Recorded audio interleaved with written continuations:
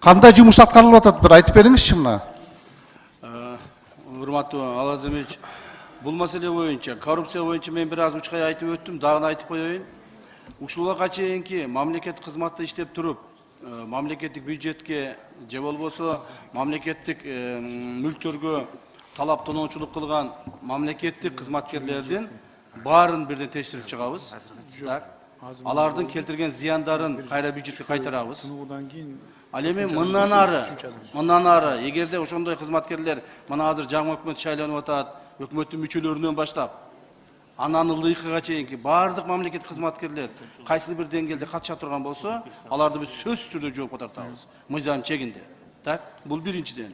Экинчиден, мына кандай жумуштар жүрүп атат деп атпайсызбы? Жумуштар жүргөнү боюнча мен бир мисал келтирип коеюн. 2020-жылы 10 айда улуттук коопсуздук кызматынын антикоррупциялык службасы, коррупцияга каршы службасы 10 айда 116 миллион сомдун тегерегинде бюджетке кайтарган акчаларды, чыгым келтирген акчаларды.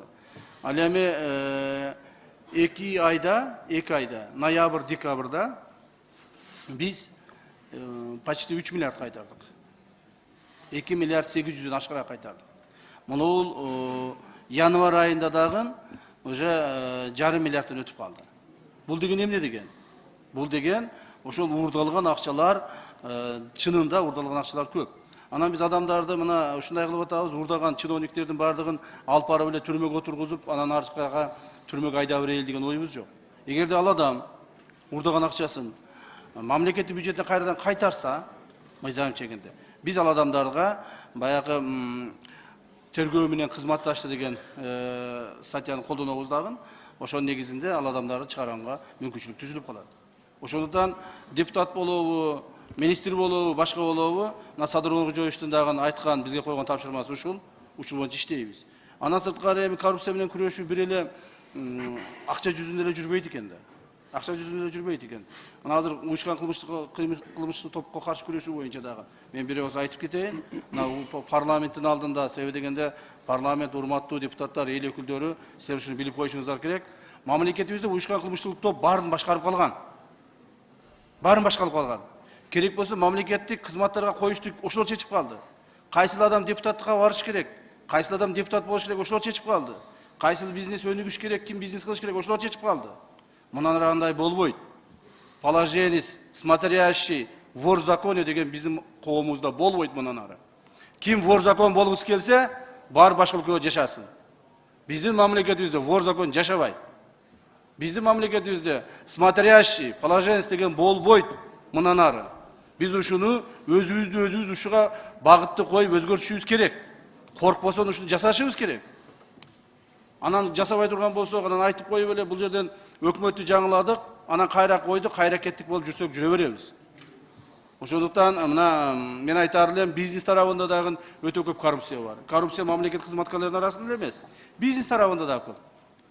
Кече эле мына бир мисал айтайын, бир бизнесмен 7 контейнер алып келиптир. Кытайдан. Железный дорога аркылуу.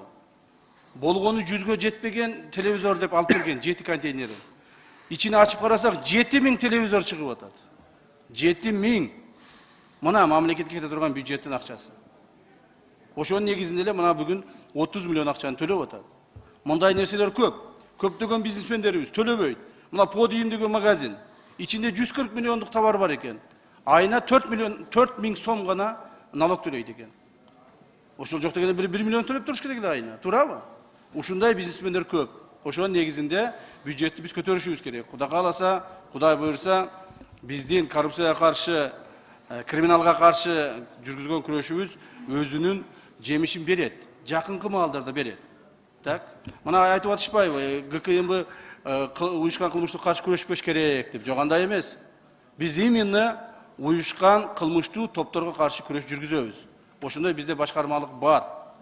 Наркотик боюнча дагы бүт өтө көп адамдар, ичинде погондуу адамдар дагы бар.